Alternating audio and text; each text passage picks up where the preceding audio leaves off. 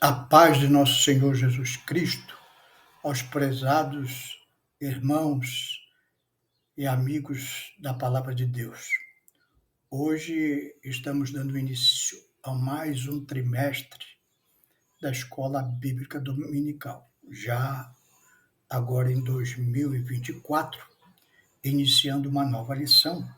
A lição desse trimestre tem como tema o corpo de Cristo, origem, natureza e vocação da igreja no mundo. Essa lição é referente ao dia 7 de janeiro de 2024, a origem da igreja. Espero que todos estejam bem, que a família esteja reunida e que você tenha colocado no coração um propósito de, em 2024, participar de todas as escolas bíblicas dominicais deste ano. Que Deus te abençoe neste propósito. O texto áureo da nossa lição está lá em Atos 2:38, que diz assim: E disse-lhe Pedro: Arrependei-vos e cada um de vós seja batizado em nome de Jesus Cristo para perdão dos pecados e recebereis o dom do Espírito Santo. A verdade prática é: a igreja é a família de Deus, comprada com o sangue de Cristo e selada com o Espírito Santo. O nosso texto básico de estudo nesta oportunidade está lá no livro de Atos dos Apóstolos, no capítulo 2, versículos 1 e 2, e versículos 37 e 38, que diz assim: Atos 2, 1 e 2. Cumprindo-se o dia de Pentecostes, estavam todos reunidos no mesmo lugar. E de repente veio do céu um som como de um vento veemente e impetuoso, e encheu toda a casa em que estavam assentados. Versículos 37 e 38 deste mesmo capítulo 2. Ouvindo eles isto, compungiram-se em seu coração e perguntaram a Pedro e aos demais apóstolos: Que faremos, varões e irmãos? E disse-lhes Pedro: Arrependei-vos e cada um de vós seja batizado em nome de Jesus Cristo para perdão dos pecados e recebereis o dom do Espírito Santo. O propósito desse trimestre é estudar a respeito da doutrina da igreja. Portanto, é fundamental que você se empenhe em revisar as lições, ficar atento aos versículos bíblicos que vamos citar, anote, leia depois, recapitule a lição, para que você possa ter uma vida espiritual fortemente alicerçada na palavra de Deus. Hoje estamos vivendo um mundo difícil e há muitas heresias se espalhando por toda a igreja. Então é importante a igreja conhecer o que a Bíblia diz a respeito, o que Deus quer de nós e quais são as suas orientações para a nossa vida. Então nós vamos ver nesse trimestre a origem da igreja, sua doutrina, sua natureza, sua missão. Como o povo de Deus é formado na Bíblia? Como a igreja foi planejada por Deus? O que a igreja de fato é isso que nós vamos ver na lição de hoje. Como o povo de Deus é formado na Bíblia Sagrada, como a igreja foi planejada por Deus e o que a igreja de fato é. São os tópicos da nossa lição de hoje. Então vamos ver primeiramente o povo de Deus na Bíblia e na história. No Antigo Testamento, por exemplo, lá em Deuteronômio 4:10, fala assim: no dia em que estivestes perante o Senhor teu Deus, em Horebe, o Senhor me disse: ajunta-me este povo e os farei ouvir as minhas palavras. Então, Moisés, se dirigindo ao povo, falou: quando nós estivemos lá perante o Senhor no Monte Horebe, quando saíram do Egito, o Senhor me disse: ajunta-me este povo. Esse ajunta-me, ele vai aparecer muitas vezes no Antigo Testamento. A palavra hebraica é kahal. Evidentemente, eu não sei a pronúncia correta, estou citando desse jeito que eu entendo. Mas esta palavra ela vai estar predominantemente falando do povo de Deus, do povo de Israel, no Antigo Testamento. Os irmãos sabem que o Antigo Testamento conta a história do povo de Deus, Israel. E no Novo Testamento vai falar sobre a igreja. Lá no Antigo Testamento, em 1 Reis 8:22, usando essa palavra carral, em 1 Reis 22, como já disse, fala assim: pôs-se Salomão diante do altar do Senhor, em frente de toda a congregação de Israel, estendeu as mãos para o céu. Aqui aparece traduzido como congregação de Israel. Em 1 Crônicas 13:2, diz assim: e disse Davi a toda a congregação de Israel. Então, esta palavra vai aparecer inúmeras vezes e quando ela aparece, é Deus se referindo ao seu povo, povo de Israel, que a revelação divina apareceu primeiramente a esse povo. Deus o separou através da família de Abraão, da descendência de Abraão, tornando um grande povo que, depois da saída da escravidão do Egito, entrou nas terras de Canaã como promessa de Deus a Abraão, dando aquelas terras como possessão perpétua, coisa que vemos acontecendo milagrosamente até os dias de hoje. Israel habita na antiga Canaã, onde Deus prometeu que eles habitariam para sempre a Abraão. No Novo Testamento, vai aparecer a palavra eclésia. Eclésia agora, o Antigo Testamento foi escrito em hebraico, o Novo Testamento foi escrito em grego, koiné. O grego koiné é um grego simples. As coisas de Deus são simples. Lá, e era a língua que o povo falava.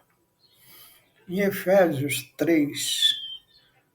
3:3-6, diz assim: e como me foi este mistério manifestado pela revelação, como acima em pouco vos escrevi, são palavras do apóstolo Paulo, pelo que quando ledes podeis perceber a minha compreensão do mistério de Cristo, o qual noutros séculos não foi manifestado aos filhos dos homens, como agora tem sido revelado pelo Espírito aos seus santos apóstolos e profetas, a saber que os gentios são herdeiros e de um mesmo corpo, participando das promessas em Cristo pelo Evangelho. Então, Paulo aqui fala uma coisa tremenda. Ele teve uma revelação dos céus, que Deus já tinha o propósito de ganhar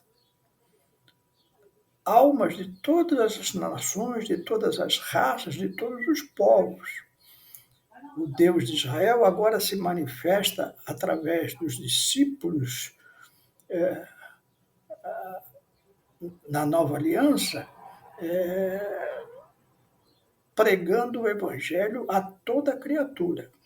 Quem crer e for batizado será salvo, quem não crer será condenado, como disse o Senhor Jesus. Então, agora nós vemos aqui a passagem, agora é igreja, vai aparecer eclésias, essa palavra grega vai aparecer inúmeras vezes no Novo Testamento.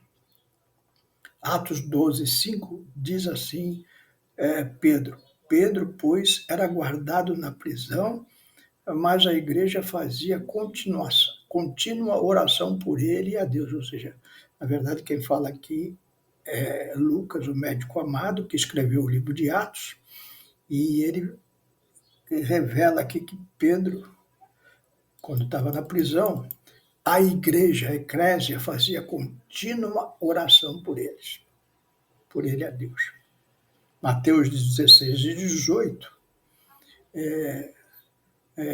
Jesus fala assim, pois também eu te digo que tu és Pedro, e sobre esta pedra aqui é Jesus, não é Pedro, edificarei a minha igreja, a minha eclésia, e as portas do inferno não prevalecerão contra ela. Palavras fortíssimas do Senhor Jesus, que é um ânimo para nós. Hoje estamos vivendo um tempo muito difícil, em que a igreja tem sofrido reveses, mas podemos ficar firmes na palavra de nosso Senhor Jesus Cristo. As portas do inferno não prevalecerão contra a minha igreja. Então, uma igreja alicerçada na palavra de Deus, lavada e remida pelo sangue do nosso Senhor Jesus Cristo, vence o mundo. As portas do inferno não prevalecerão contra ela, ou seja, nós ganharemos almas, mesmo aqueles que estão na mão de Satanás. A igreja vai, avança, prega o evangelho, cura os enfermos, expulsa os demônios, e aquela pessoa que estava jogada no vício, jogada na prostituição, é liberta daqueles demônios imundos e começa a fazer parte da eclésia, da igreja de Deus, pelo sangue do Cordeiro. A igreja tem passado por mudanças na história cristã. Então nós precisamos, você que já aceitou Jesus como Salvador, você precisa entender algumas coisas. A igreja começou lá com os apóstolos, depois da morte e ressurreição de Jesus, o evangelho começou a ser pregado, começaram a ganhar almas, cresceram. O apóstolo Paulo, como vimos no trimestre passado, teve uma obra missionária tremenda de levar o evangelho para todo o mundo civilizado daquela época, chegando até Roma, e a igreja foi crescendo. Porém, no século IV, a igreja já estava bem grande. O imperador Constantino, que segundo a tradição se converteu ao cristianismo, outros falam que, na verdade, quem se converteu foi a esposa dele, ele oficializa a igreja de nosso Senhor Jesus Cristo como a religião do Estado. E aí começam a surgir os problemas, porque naquele tempo havia muita idolatria, muitos templos pagãos. Aqueles templos pagãos foram tomados por Constantino e transformados em igrejas de nosso Senhor Jesus Cristo. Porém, Evidentemente que os antigos sacerdotes dessas igrejas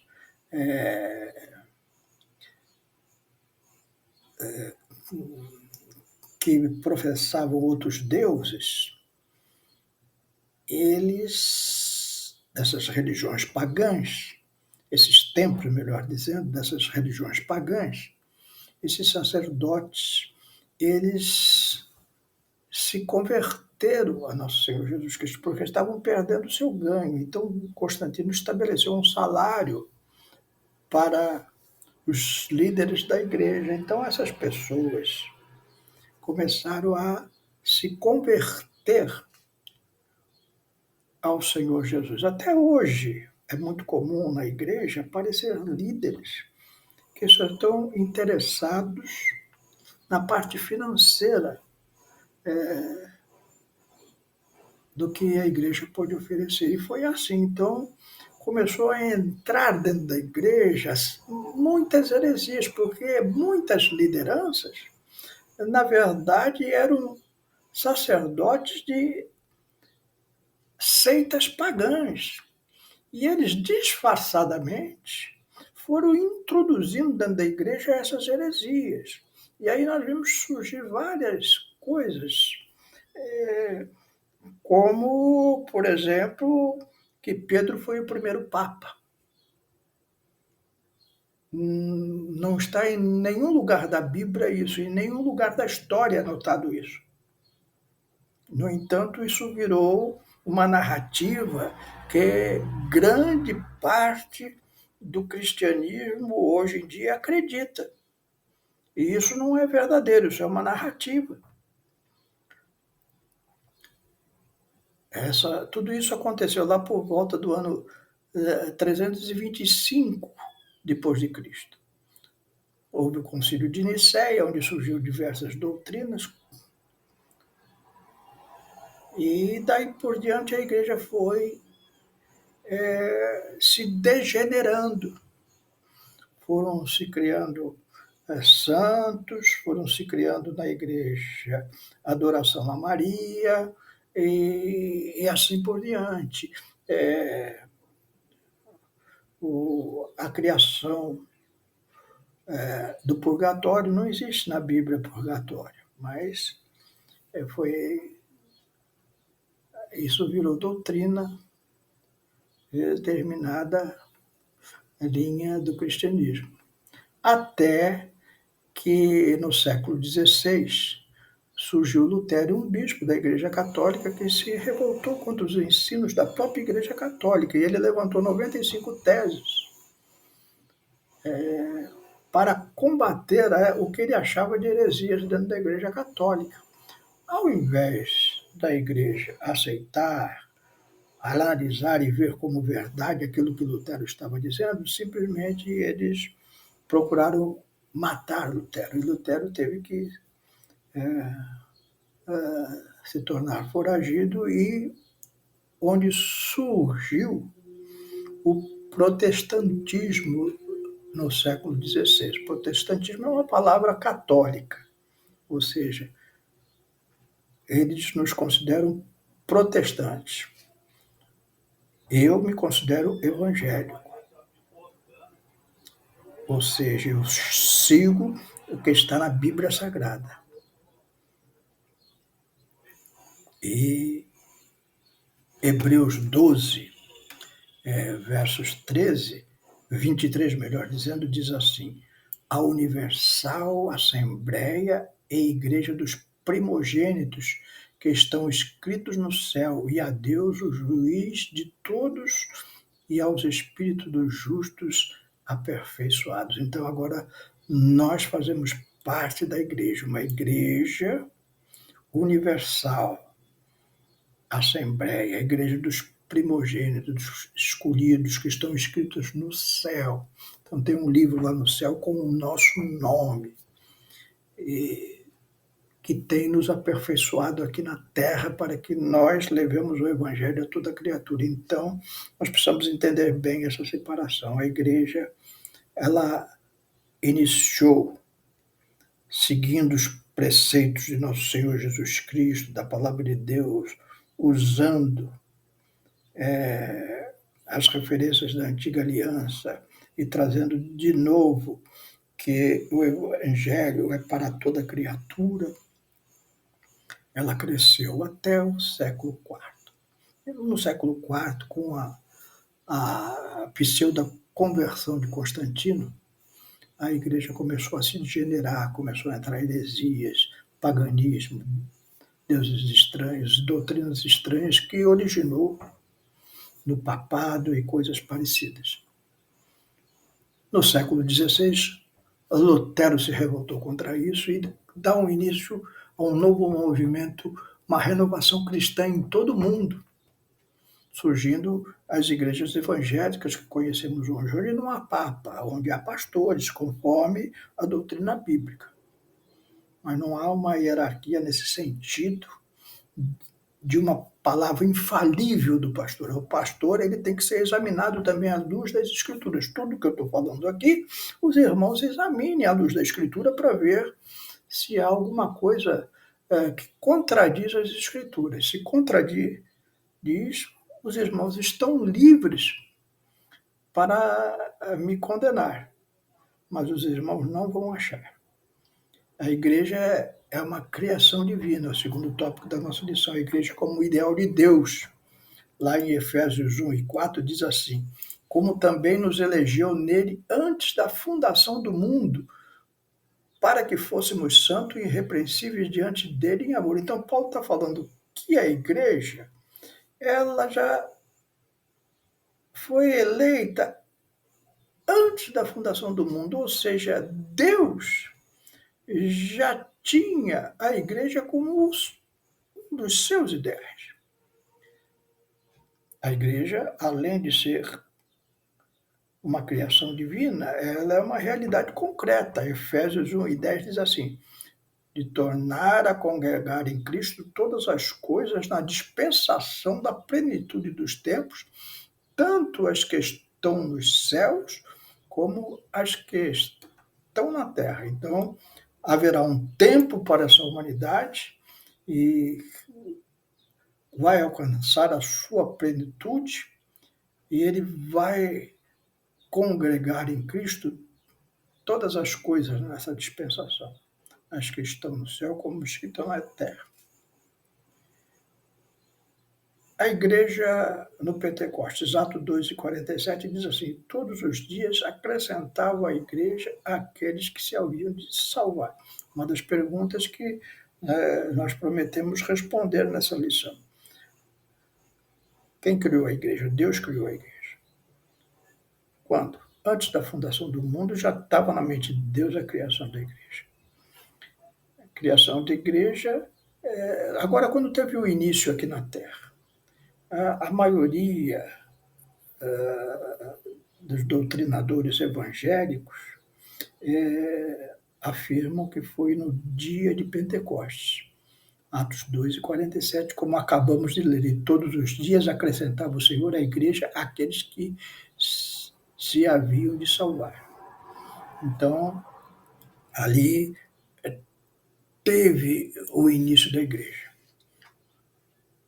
como uma comunidade dos salvos, regenerados pelo sangue de Cristo. Atos 2 e 38 diz assim: e disse-lhes Pedro: arrependei-vos cada um de vós e sejam batizados em nome de Jesus Cristo para perdão dos pecados e recebereis o dom do Espírito Santo. Então, nós vemos uma atitude daquele que quer fazer parte da igreja. Primeiro, a pessoa tem que se arrepender dos seus pecados. Quando ela se arrepende dos seus pecados, porque acredita que o sangue de nosso Senhor Jesus Cristo, ou seja, Jesus morreu na cruz para pagar os pecados que ela deveria pagar, ela é perdoada. esse arrependimento, essa metanoia, essa meia volta, acontece na vida daqueles que sinceramente aceitam Jesus como Salvador. E aí o Espírito Santo vem fazer morada nessa pessoa, é templo do Espírito Santo. E aí vem uma segunda atitude para fazer parte da igreja, é batizada em nome do Pai, do Filho e do Espírito Santo. Então, a pessoa, para fazer parte da igreja, precisa passar por essas duas fases: arrependimento em nosso Senhor Jesus Cristo e batismo nas águas. Evidentemente que algumas pessoas aceitam a Jesus como Salvador no seu leito de morte. E aí elas já são habitação do Espírito Santo, são o templo do Senhor. Não tem tempo para passar pelo batismo, porque às vezes o Senhor recolhe ali naquele momento, mas não quer dizer que esta pessoa não esteja salva, que ela não vá para o céu. Então, Por outro lado, se uma pessoa aceita Jesus como Salvador e não quer se batizar, ou seja, não quer fazer parte da igreja, aí tem alguma coisa de errado com ela. Porque é doutrina bíblica que ela se batize. É isso que Pedro está dizendo aqui: arrependei-vos a cada um de vós e sejam batizados em nome de Jesus Cristo para perdão de pecado e recebereis o dom do Espírito Santo. Selados pelo Espírito Santo, como está lá em 1 Coríntios 12, 13. Selado era um termo usado, porque naquele tempo havia cartas, não é? E naquelas cartas havia um selo, né? O selo do rei, o selo do governador, o selo da autoridade, que lacrava aquela carta para ser entregue. Então, Paulo usa essa figura de linguagem para dizer lá em 1 Coríntios 12, 13, pois todos nós fomos batizados em um espírito, formados em um corpo, quer judeus, quer gregos, quer livres, temos bebido de um espírito.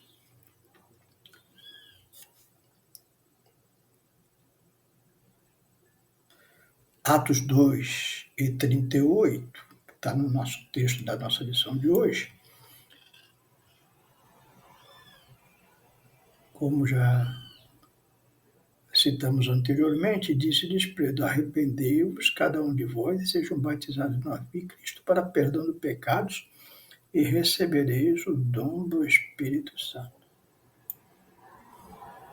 Assim podemos afirmar que Cristo batizou os crentes com o Espírito Santo e com fogo, um batismo de capacitação. Lá em Atos 1 e 4 diz assim: estando com eles, determinou-lhes que não se ausentassem de Jerusalém, mas que esperassem a promessa do Pai, que disse ele: de mim ouvistes. E enquanto o Espírito os batizou no corpo de Cristo, um batismo de iniciação de formação da igreja, pois todos nós fomos batizados no Espírito, formados um corpo, quer judeus, quer gregos, quer servos, quer livres, e todos temos bebido de um Espírito. Então você aceitou Jesus como Salvador, se arrependeu dos seus pecados, você é selado com o Espírito Santo da promessa. Faz parte do corpo de Cristo. Se Jesus não te recolheu naquele momento, você está aqui, então você precisa passar pelas águas batismais conforme a orientação de Pedro, porque você agora, e de Paulo, porque agora você é corpo de Cristo. Você precisa, o batismo nas águas é o testemunho daquilo que Cristo fez interiormente no seu coração. Você quer agora testemunhar para a sua família, seus filhos, a sua esposa, seu esposo, seus irmãos, seus tios, para as pessoas que você trabalha, para a comunidade em geral, você quer dar um testemunho público da sua fé em nosso Senhor Jesus Cristo. Por isso a necessidade do batismo. E aí você faz parte da Eclésia, a igreja de Cristo, corpo de Cristo.